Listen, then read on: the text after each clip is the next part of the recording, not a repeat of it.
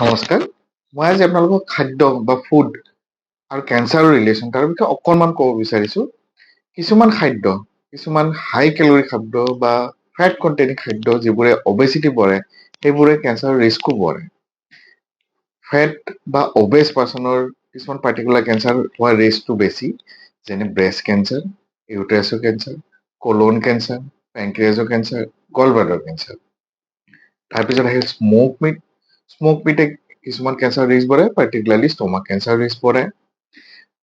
Vegetables আৰু salad এইবোৰে কলন কেঞ্চাৰৰ ৰিস্ক কমায়। তাৰপিছত আহিল এলকহলে কিছুমান কেঞ্চাৰৰ ৰিস্ক বঢ়ায়, যেনে অৰেল কেভিটি, ইছ'ফেগাছ, লিভাৰ। ছয় মিল্কে আপোনাৰ ব্ৰেষ্ট কেঞ্চাৰৰ ৰিস্ক কমায়।